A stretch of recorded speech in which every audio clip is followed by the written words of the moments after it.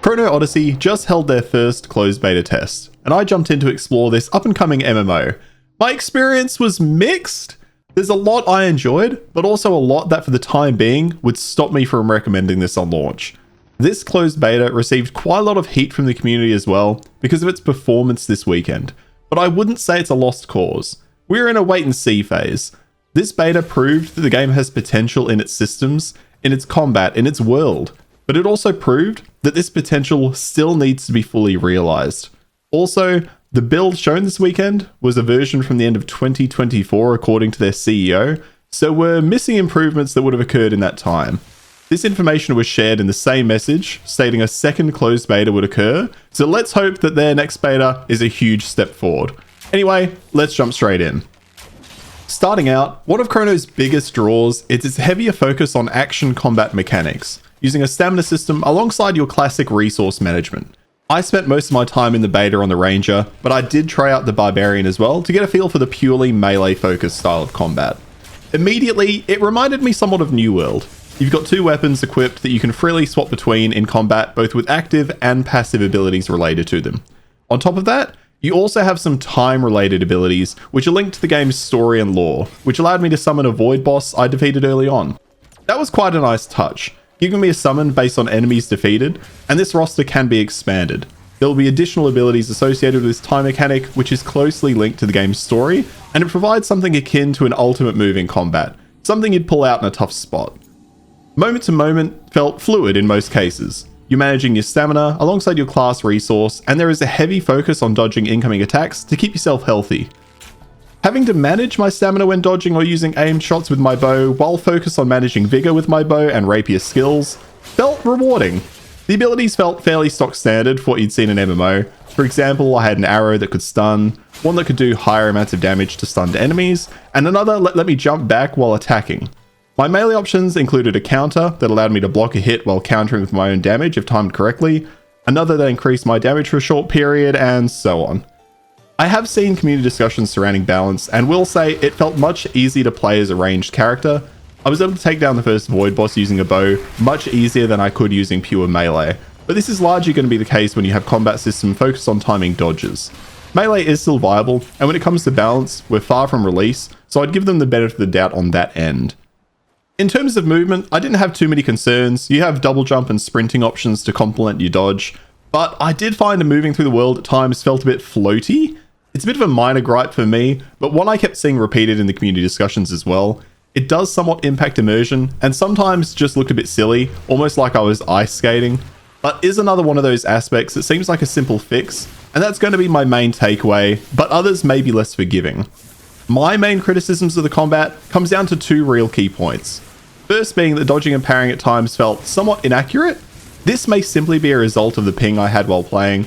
As an Australian, it's hit and miss if we have official servers, so I was playing at 250 ping the whole time, but it wasn't a consistent feeling either.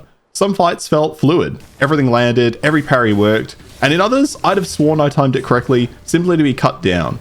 Something I'd like to explore further in their second beta period, which is yet to be announced.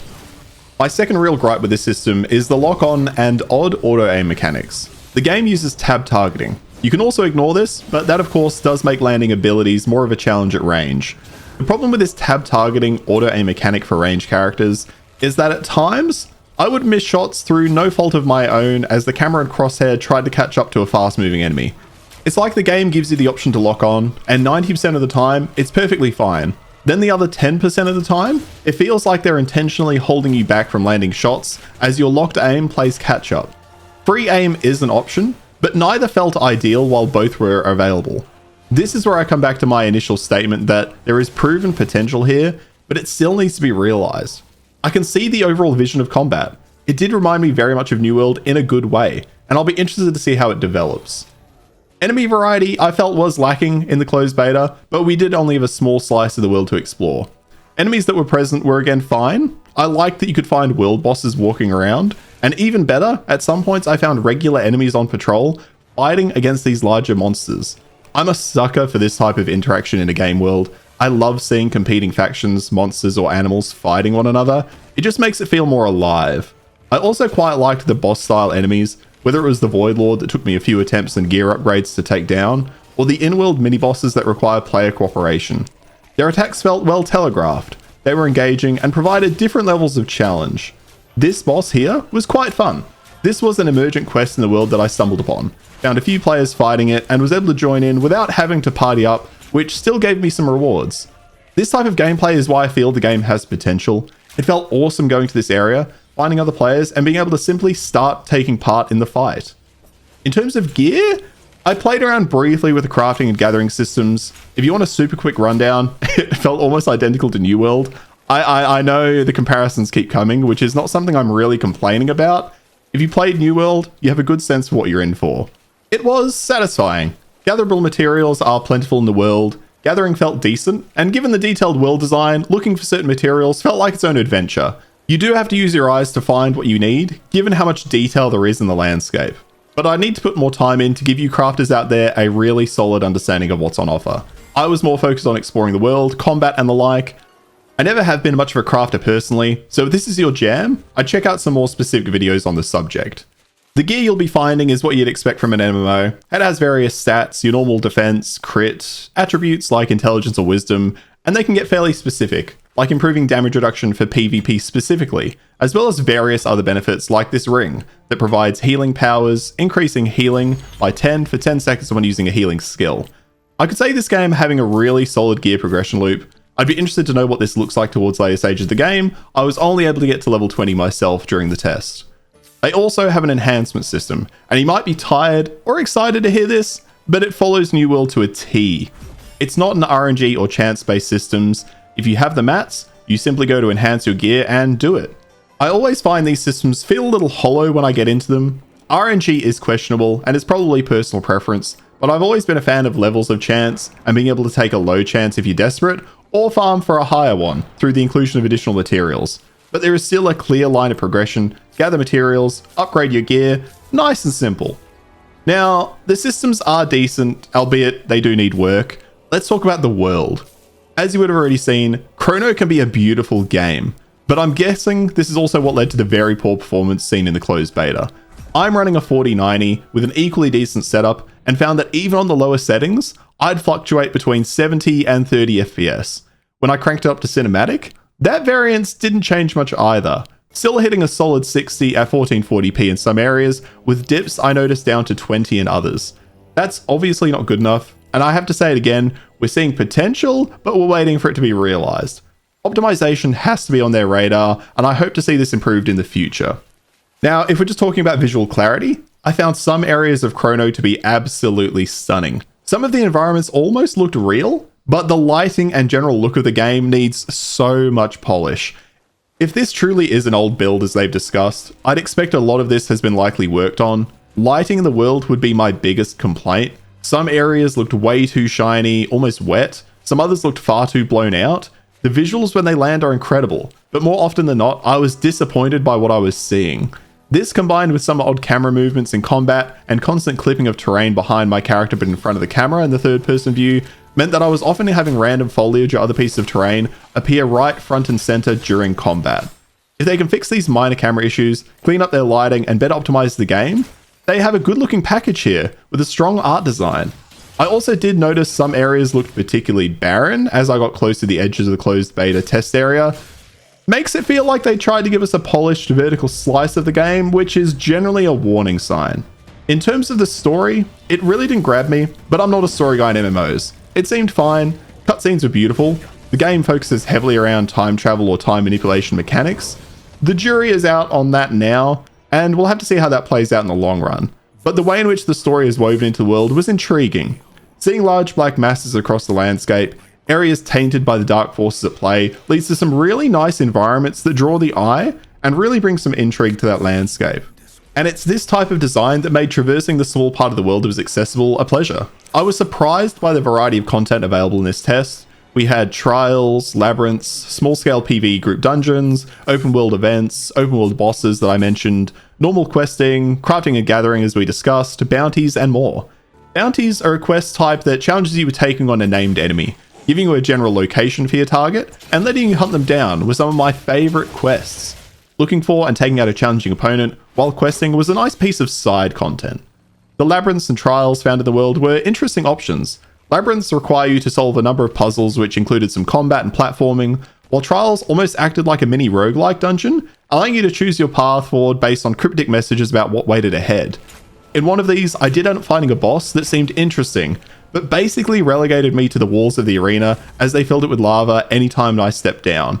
This seemed like a bug, to be fair, and would have been quite interesting if it worked correctly, as I could remove the lava from the arena, but each time I did, he immediately filled it back up on his next action, so the mechanic ultimately seemed kind of pointless.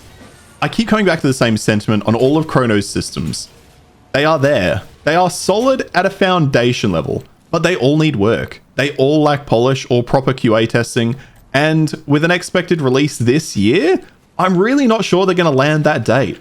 Maybe they've made strides since this build was allegedly put together in 2024. Maybe their next test with an updated build will blow us out of the water. It's also worth noting as I finish this video, this beta was originally labeled a playtest, which to many is a step before the beta, but the CEO himself and in-game referenced this as a beta. I think the carelessness with which they've thrown around these terms have led to quite a mixed view on the game in its current state. It feels like with better messaging about how old the build was and what they were hoping to get from the test, players may have responded differently. For me, I'd expect a beta for a game coming out less than 5 months to be more polished, but I'm willing to reserve some judgment on this given we will be getting another closed beta test. Ultimately, my biggest concern was the optimization. Balance can be adjusted, and they have plenty of time to tweak numbers, but the way the game runs was horrendous, and first impressions matter. And finally, I'd be remiss to not mention monetization. Chrono Studios have repeatedly told players that there will be no pay-to-win features in Chrono Odyssey. This is a game coming from the East. They're much more forgiving of pay-to-win elements, and most MMOs coming out of Korea include pay-to-win options. Ultimately, no one but the company know right now what their plans are. They are being published by Kakao Games, who are known for publishing a lot of games with pay-to-win mechanics, and a recent article with MMORPG.com, which I'll link in the description, is the biggest red flag for me. In this, they were asked to speak on monetization. They say, first and foremost, we want to ensure players that they don't need to worry about pay-to-win elements. Awesome. How can they fuck it up from there? Well, they closed that statement saying their monetization will focus on cosmetic items and quality of life enhancements. Now, I'm not saying they will make it pay to win, but we have all seen companies do this. They make a statement, and then they push the boundaries of that. They play with the semantics of it all. Is extra bag space pay to win? Some will say yes, some will say no. What about XP boosts? Now we're talking about players being able to level faster than others. Again, some people will still debate that. Quality of life options are the slipperiest of slopes that leads to pay to win. I'm still reserving my judgment until I see officially what will be on offer, but I implore you not to trust a company word on the matter. Their view on pay to win may be entirely different to yours. Ultimately, Chrono Odyssey has a lot going for it. A company saying they're committed to a fair player environment. Game systems that are fundamentally decent and borrow some solid systems from others who have found success in the market. Even if they do still require final touches and optimization, I struggle to see a world in which the game releases in 2025 and isn't plagued by the issues we've seen in this beta. I'm not a game dev, so maybe it is possible. And while it's an old build, I worry if they push this out, they'll see lackluster engagement, which will push them further and further into pay-to-win territory to make up for that lost revenue. So many games these days release far before they're ready. They release 80% complete and expect players to hang in there while the final touches are made, but that rarely ends well. What do you think of Chrono Odyssey? Were you able to test out the closed beta? Let me know in the comments. Thank you for checking out this video. If you've enjoyed it, hit the like button and sub for more gaming content. But you being here, that's what really matters. If you're looking for even more content, come hang out in my streams every Tuesday and Thursday, 4 PM Australian Western Standard Time, right here on YouTube and Twitch. Until then, have a good one, and I'll see you next time. Cheers.